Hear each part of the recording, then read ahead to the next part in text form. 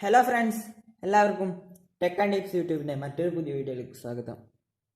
Friends, അപ്പോൾ ഞാനും നിങ്ങൾക്ക് കാണിച്ചു തരാൻ പോകുന്നത് നമ്മൾ വീട്ടിൽ ഏതെങ്കിലും ടി വിൻ്റെ റിമോട്ട് ആവാം, അതുപോലെ എ സിൻ്റെ റിമോട്ട് ആവാം, അതുപോലെ കുറേ റിമോട്ട് ഉണ്ടാവും.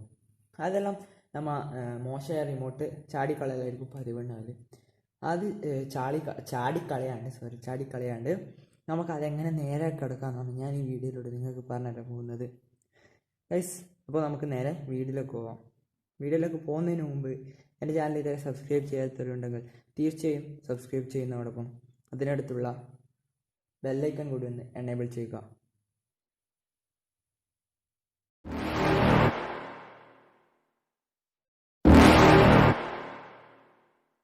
You're never gonna make it, you're not good enough. There's a million other people with the same stuff. You really think you're different? Man, you must be kidding. Think you're gonna hit it, but you just don't.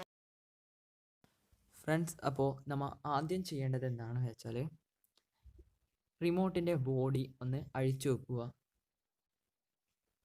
നിങ്ങളത് കത്തി ഉപയോഗിച്ച് വളരെ കെയർഫുള്ളായിട്ട് ചെയ്യുക, അല്ലെങ്കിൽ player ഉപയോഗിച്ച് അത് ഊരിയെടുക്കാവുന്നതാണ്. നിങ്ങൾ battery അഴിച്ചു വെച്ചിട്ട് വേണം റിമോട്ടിൻ്റെ ബോഡി അഴിച്ചെടുക്കാൻ. ഫ്രണ്ട്സ്, അപ്പോൾ നമ്മളെ ബാറ്ററീൻ്റെ ബോഡി ഊരിയെടുക്കുമ്പം സൂക്ഷിച്ചൊക്കെ ഊരിയെടുക്കണം. എവിടെയെങ്കിലും പൊട്ടിയാൽ പിന്നെ അത് തിരിച്ച് ഇടാൻ പറ്റുന്നതല്ല നമുക്ക്. ഗൈസ്, അപ്പോൾ നമ്മളെ ബാറ്ററീൻ്റെ ബോഡി ഊരിയെടുത്താൽ നമുക്കിതാ ഇതേപോലെ കുറച്ച് പാർട്സായിട്ട് കിട്ടും. ഇത് റബ്ബർ കൊണ്ട് ഉണ്ടാക്കിയൊരു കീ ആണ്, മറ്റേത് ഒരു സർക്യൂട്ടാണ്. അത് റിമോട്ട് പ്രവർത്തിക്കാൻ ഉപയോഗിക്കുന്ന ഒരു സർക്യൂട്ടാണ്. അതിൻ്റെ ഏറ്റവും ഫ്രണ്ടിലായിട്ട് നമുക്ക് IR LED കാണാൻ സാധിക്കും. ഗൈസ്, അപ്പോൾ നമ്മൾ ആദ്യം സർക്യൂട്ടൊന്ന് മാറ്റി വെച്ചിട്ട് ആ റബ്ബർ കീ എടുത്ത് അത് നന്നായിട്ടൊന്ന് കഴുകിയെടുക്കുക. അതിനുള്ളിലത്തെ ചളിയിലൊന്ന് നന്നായി വൃത്തിയാക്കി എടുക്കുക. അതിനു വേണ്ടിയിട്ട് നമ്മൾ ഒരു പാത്രത്തിൽ സോപ്പ് വെള്ളം എടുത്തിട്ട് നന്നായിട്ട് ക്ലീൻ ചെയ്യുക. ഫ്രണ്ട്സ്, അപ്പോൾ ഇതേപോലെ ഒരു പാത്രത്തിൽ നമ്മൾ സോപ്പ് വെള്ളം ഒന്ന് എടുക്കുക. അതിനുശേഷം ഈ റബ്ബർ ഷീറ്റ് അതിലേക്കൊന്ന് ഇട്ടിട്ട് നന്നായിട്ട് വൃത്തിയാക്കുക. ഇതിൻ്റെ ബാക്കിൽ കാണുന്ന ഈ കറുപ്പെല്ലാം ഒന്ന് നന്നായിട്ട് ക്ലീൻ ചെയ്യാനാവുമോ എന്ന് ഞാൻ നോക്കുക.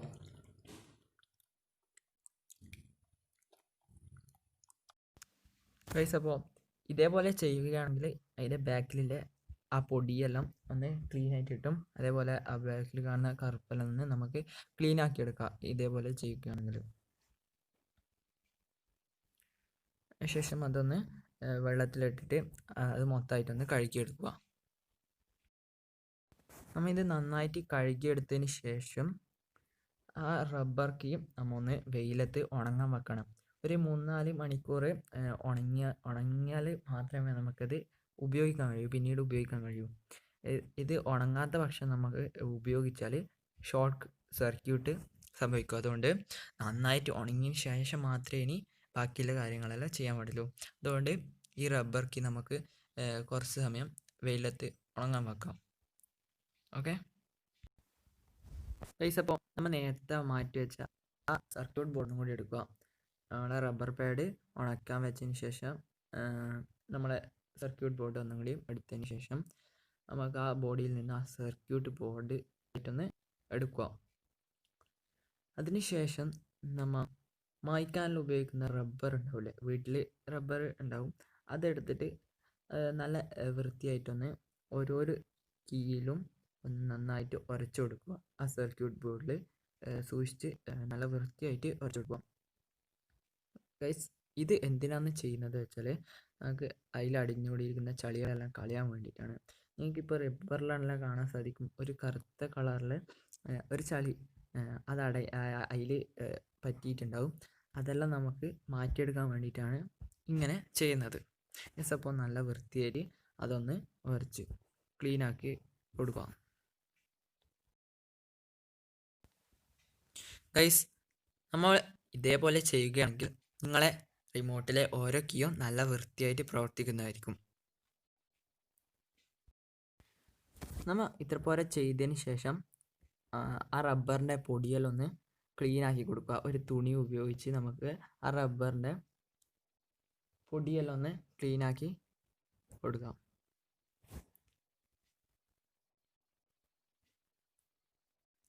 ഗൈസ്, ഇനി നമുക്ക് നേരത്തെ ഉണക്കാൻ വെച്ച ആ റബ്ബർ പാഡൊന്ന് എടുക്കുക. ഇനി നമുക്ക് ഒറ്റ പണിയും കൂടി മാത്രമേ ഉള്ളൂ. ആ റബ്ബർ പാഡും ആ സർക്യൂട്ടും നമുക്ക് റിമോട്ടിലേക്ക് തിരിച്ച് ഇട്ട് കൊടുക്കുക. അത്ര മാത്രം ചെയ്താൽ നമ്മളെ റിമോട്ട് നല്ല വൃത്തി പ്രവർത്തിക്കുന്നതായിരിക്കും. ഇനി നമുക്ക് പഴയ പോലെ അതെല്ലാം ഫിറ്റ് ചെയ്യാം. ആദ്യം നമുക്ക് ആ റബ്ബർ പാഡ് അതിലേക്ക് ഇട്ടുകൊടുത്തതിന് ശേഷം നമ്മളെ സർക്യൂട്ട് ഫിറ്റ് ചെയ്യുക. വളരെ സൂക്ഷിച്ച് ഫിറ്റ് ചെയ്യണം. ഇനി നമുക്ക് ആ റബ്ബർ പാഡും ആ ബോഡി കംപ്ലീറ്റ് ആയിട്ടൊന്ന് നല്ല വൃത്തി ഉറപ്പിച്ച് ഫിറ്റ് ചെയ്ത് വെക്കാം. യെസ്, അപ്പോൾ നമ്മളെ റിമോട്ട് റിപ്പയർ ആക്കി നമ്മ തന്നെ എടുത്തിട്ടുണ്ട്. ഇനി നമുക്കതൊന്ന് ടെസ്റ്റ് ചെയ്ത് വെക്കാം. നമ്മൾ IR LED പ്രവർത്തിക്കുന്നുണ്ടോ എന്ന് നോക്കാം.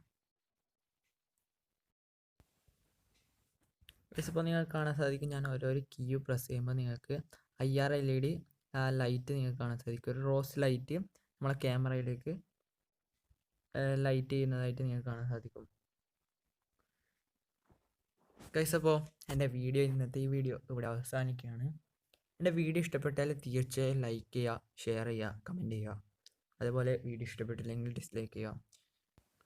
അതുപോലെ എൻ്റെ ചാനൽ ഇതുവരെ സബ്സ്ക്രൈബ് ചെയ്യാത്തവരുണ്ടെങ്കിൽ തീർച്ചയായും സബ്സ്ക്രൈബ് ചെയ്യുന്നതോടൊപ്പം അതിനടുത്തുള്ള ബെല്ലൈക്കൺ കൂടി ഒന്ന് എനേബിൾ ചെയ്യുക. ഞാൻ നിങ്ങളുടെ മുമ്പിലെത്തുന്നത് പുതിയ വീഡിയോ ആയിട്ടായിരിക്കും. അതുവരെ ഗുഡ് ബൈ.